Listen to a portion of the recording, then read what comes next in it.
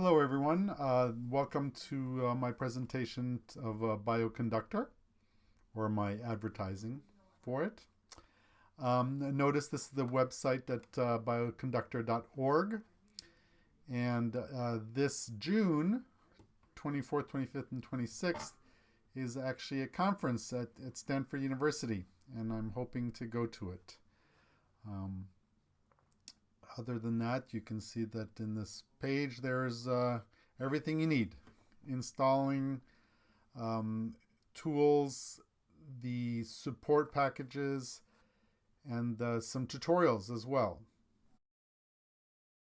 I call it the essence of Bioconductor because I think that after reading the article and getting into it a little deeper, the main point of it is to really be able to prove what you are calculating and what you are processing. Because, as this quote says, an article about how software is going doesn't really prove anything. So, Bioconductor uses Sweave, which allows you to, at the same time as documenting your script, really be able to output graphs and your results. The power of Bioconductor. First of all, open source software, which is a concept that obviously I've heard about a long time. But in this article, there was a quote, a reference to an article called "The Cathedral and the Bazaar." Cathedral representing the monolithic software that comes out with releases every 6 months, and the Bazaar being the open source kind of Linux model where they had up to 2 releases a day, but with lots of people at the same time. So it's built on the R statistical package. Doing this research, and I'd never heard of Bioconductor before, but doing this research, I also learned that R is built on top of S, and who also an object-oriented language, but whose motto is turning ideas into software. And I've been reading this book, Programming with Data. John Chambers is the one who wrote S, but it's really looking at it really object-oriented. So you start with your data model, and you built the methods around that for that data, and then you're kind of backing out as you go. So instead of, well, the typical software would be going from the top and in bottom, but this is really going from the bottom where you have the data and coming back out. So a great power also of R is, and of course, Bioconductor at the same time, is the rapid prototyping. So you could quickly program stuff, and then if it works well, then you could go at a higher level language with C++ or Java and things. So that was one of the main points for Bioconductor.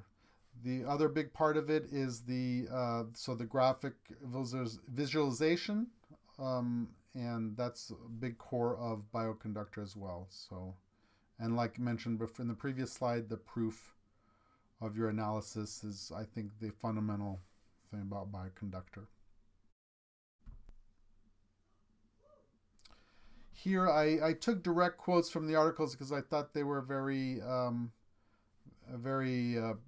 perfect. And the beauty of Bioconductor, of course, well, normalizing hundreds of microarrays, meaning that there could be arrays from different platforms with different variables, and they're able with machine learning newer methods to come up with some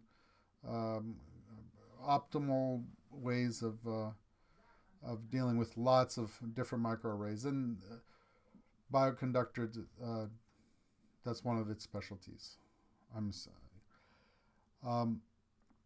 Okay, there's mentioned a couple times in the article about this, at the same time that you have the expression data, that it is bound to covariate data. So I'm assuming that, I'm not exactly sure what the covariate, I mean, I don't think it's the metadata, but it could be, or it's just different data that would be in function or related to the other data. So I have to look into that a little bit more later.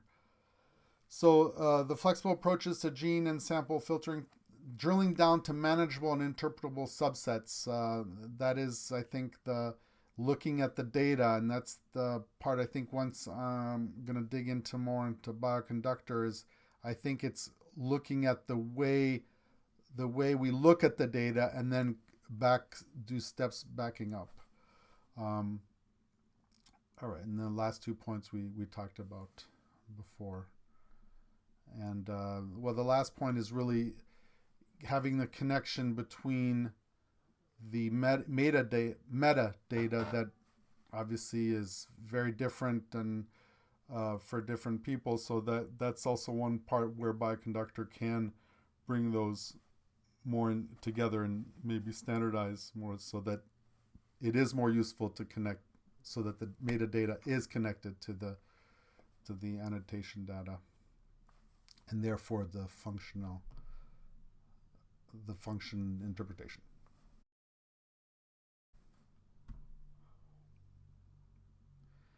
Here are some basic workflows that you would have. So some terms with Bioconductor would be pipelines. That would be the pipelines for the data. But workflows would be the way you would go through a whole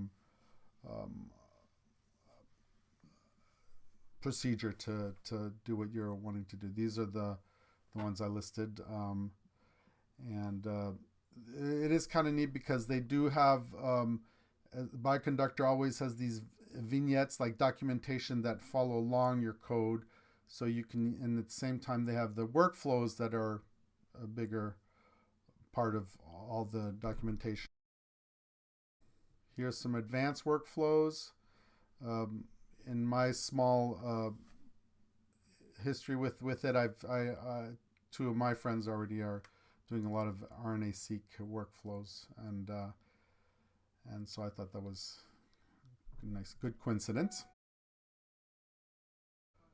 A little extra simple info about Bioconductor. There are about 3,000 packages and growing. The two lines that I have there, source and Biocolite, and name of packages, how you would install it. So I have used RStudio for the first time. The interesting thing for me was that I always used R for small little computational biology problems, but I didn't realize how powerful it was for really looking at bigger projects such as these.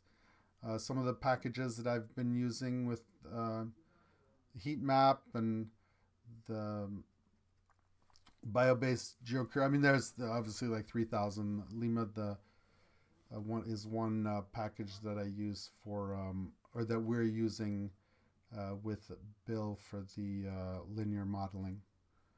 S4 is one of the standards of the S language, which is the way of inheritance, and I haven't learned really that yet, but it's like the inheritance. So the S3 level is the level that would be equivalent to Java and C++, but S4 is something like equivalent to Eiffel, and I'm not exactly sure what that is. So one advantage, of course, of Bioconductor is that it really, with the documentation and the way you have the workflow, it really explains what your program or your script is doing, because a lot of times when you're reading somebody else's R code, it is difficult to see what's happening.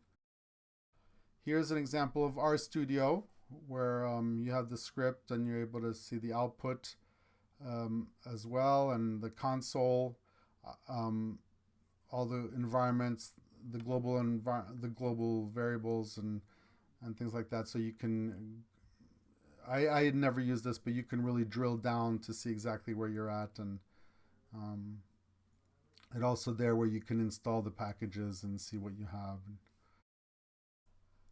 I've been very lucky because I never heard of Bioconductor, and the open source concept has always fascinated me. here I'm bringing it a step further. So I am going to launch, I have launched my new company called Bio-implementors, and I want to make it a real cooperative, which for me would be a mix between open source and a corporation. So that people could put in time, and then based on profits, based on their effort, they would get rewarded. Usually it's in agriculture or things like that, but I thought that it could be kind of a neat way of doing something new and different. So I had previous company with software implementor, but since Bioconductor rhymed with implementor, now I have bio-implementor, and I'm going to get the bioimplementors.coop URL. Those are a little harder to get, but I'm doing that on my way. And following is the example of how I set up the website literally in a couple of hours. It took me a couple of months to debug some, and I'm not finished, but I got it up and running really quickly, so I was proud of that. So here's the demo.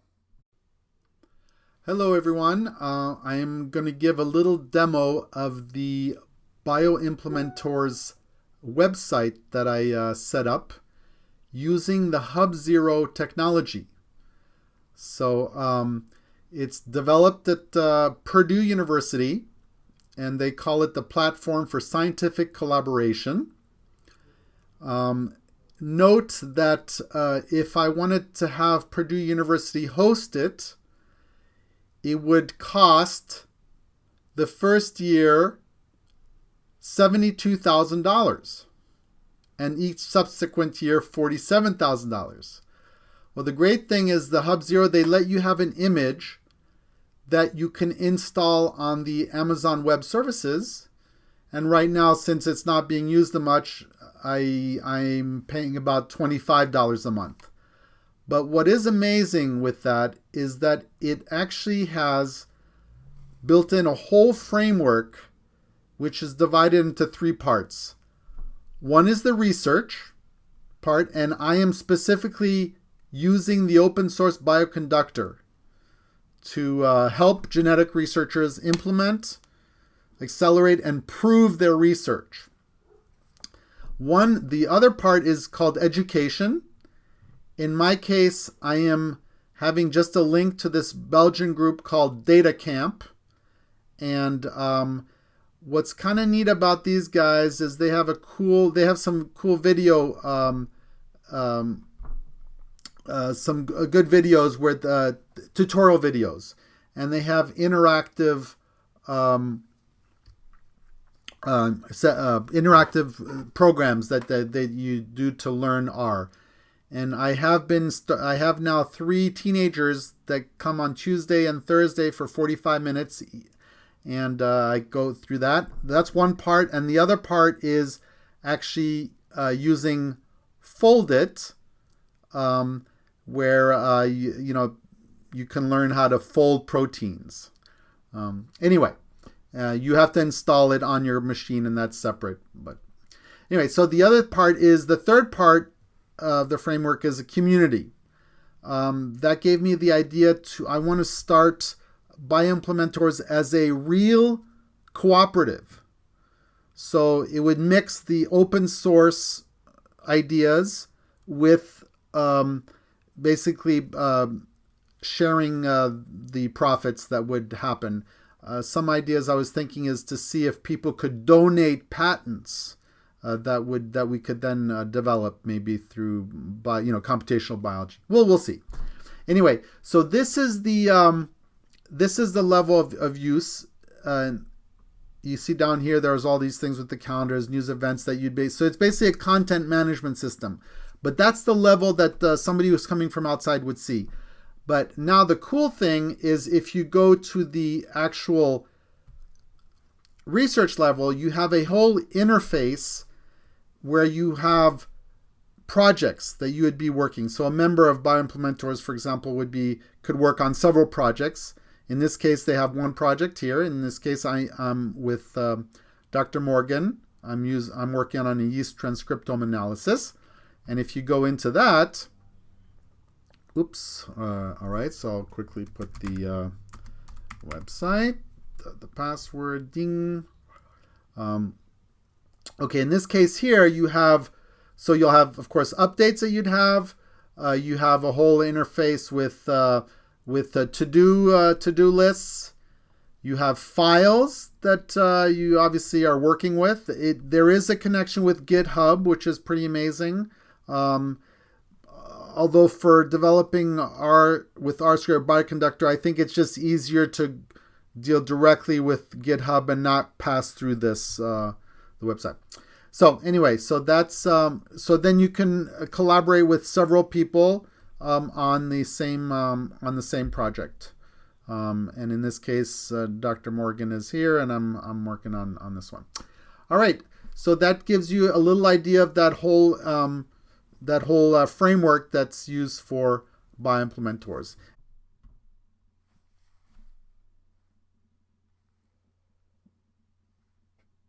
For the networking with bioconductors, also in just this short time, I discovered that my friend was doing a project on bioconductor, Dr. Bill Morgan, and he offered me a little mini 3-month grant.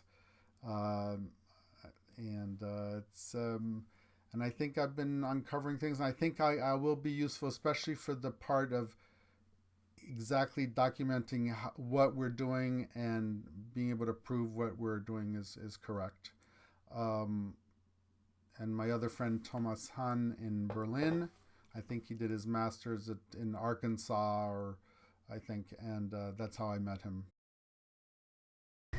Hi, I'm Dr. Bill Morgan from the College of Worcester in Worcester, Ohio. I'm in the Department of Biology, and my specialty is genetics and genomics. I've been using Bioconductor for a couple years now to do some data analysis of some genomic data sets. And in particular, I've been working with Martin for the past couple months on a project where we are trying to do a functional genomics analysis in yeast to try to understand the molecular function of a plant pathogen, especially some of these proteins that are secreted by these plant pathogens. So I'll go and give a little bit of background on the project. And to start off, as I mentioned, we're trying to understand the molecular function of a pathogen protein that's normally used during the infection of the soybean plant. During plant infections, this class of pathogens will secrete upwards of 100 different proteins that are transported into the host plant.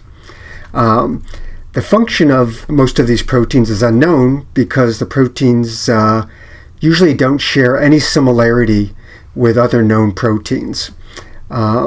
So to try to understand the function, what we've done is to express individual pathogen proteins inside of a yeast cell, and then to look at the transcriptomic response of the yeast cell to that pathogen protein.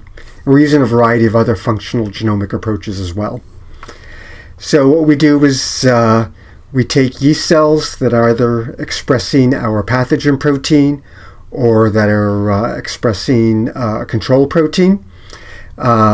We grow up the yeast cells, and then a few hours after we induce the expression of the protein, we look at the messenger RNA levels from the 6,000 different yeast genes.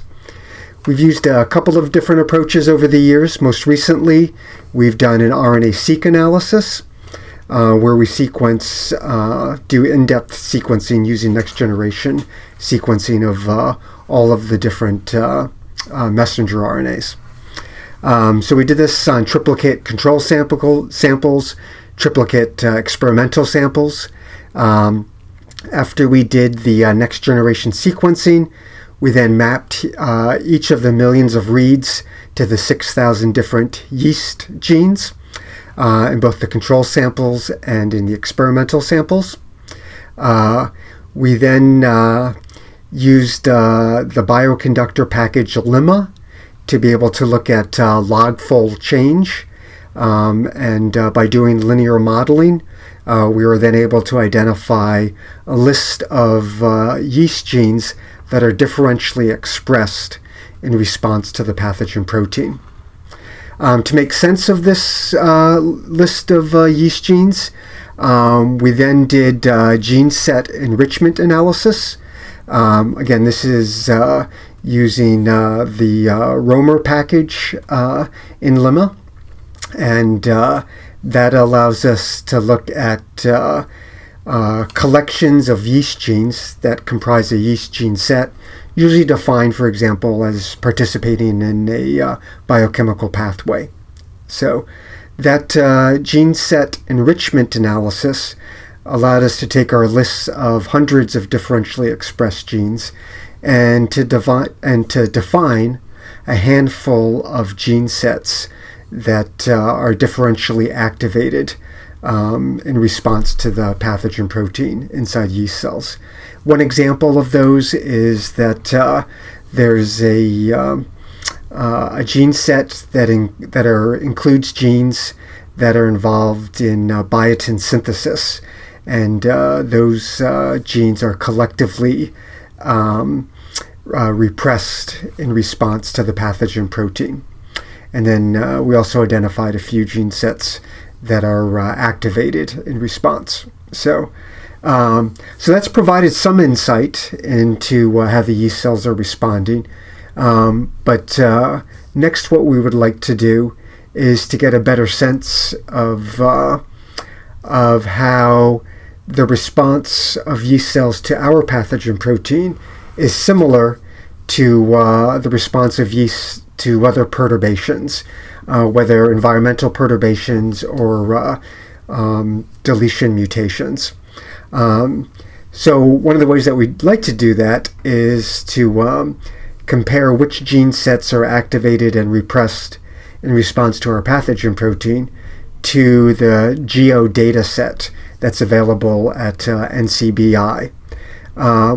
Try doing that a little bit by taking the p-values that come out of the Romer analysis and then comparing that to a handful of geo database samples that we were able to download, which we process similarly with Lemma and with Romer. But we haven't really been able to identify any similar gene sets using that analysis. And so what Martin is working on is to see if we might be able to use a program like PathPrint, which is also implemented using R, to be able to identify similar geo data sets from yeast that are available at NCBI that show similar responses to what we see with our pathogen protein. Hello, Thomas. This is Martin. How you doing? I'm doing very well. How are you? Super. So where are you right now? I am right now downtown Berlin in my brother's apartment. Fantastic. So I was curious. You told me before that you have a project that you're working on, and you want to use Bioconductor. Yes, I'm using Bioconductor for over a year. And Bioconductor in R is basically the only option to go if you want to do microarray analysis. And that's what I'm doing to better understand how and why caloric restriction extends lifespan in yeast. Basically, my master project entailed 2 mutants and a wild type. And the interesting part is why we chose a mutant is because caloric restriction actually extends lifespan in the wild type and in many organisms. But in the 2 mutants, it shortened it. And we had microarray data from the mutant and from the long-lived wild type. And based on the difference in the gene expression pattern between the same condition that extends lifespan when all genes are functioning and shortens it when certain genes are not functioning, we want to better understand how and why caloric restriction works. Because the idea is if we understand how to manipulate genes to get the same effect as caloric restriction, then one could develop drugs that have the same effect without actually people having to diet, because we see that not everybody has this discipline to fight against his hunger. Let me bring up another point. So you are legally blind. Yes. And you have all your system set up. So, and I'll just show a little email that you sent because with the photos that you sent, that so it shows your screen. And yes. So what you're doing is you have like a big screen to like maximize. And what kind of technology do you use for looking at the screen? It is a software named Zoom Text, and it can magnify and it can also read. And what you see on the screen, that is what I would need to actually work with R. Like I have exactly put the bioconductor there, so you see how small my visual field is, and that makes it then very hard because you have to know exactly where you are in the window because you can only see a small fraction of it. Okay. That is what you see, 8x magnification. And so since 1 pixel for you is 64 pixels for me, then it's only 1/64th of the visual field. Okay. Very, very interesting. Very interesting. So now, one of the ideas that I do have with the new company that I started called bio-implementors is that, in a way, one of the ideas is to document the tools, but in a way that uses voice and video, so that one could, so somebody who's not an expert, or even people who might be, but could more quickly understand how the tools work. Mm-hmm. Do you think that would be a good idea? I think that would be a very good idea. I have tried things like that before. I used a software named a CRUD Recorder, which is similar to what you are using now, and it could record what's happening on my screen and what I said. Uh-huh. And you can upload this in YouTube, and you basically have the changes on the computer screen plus your voice synchronously.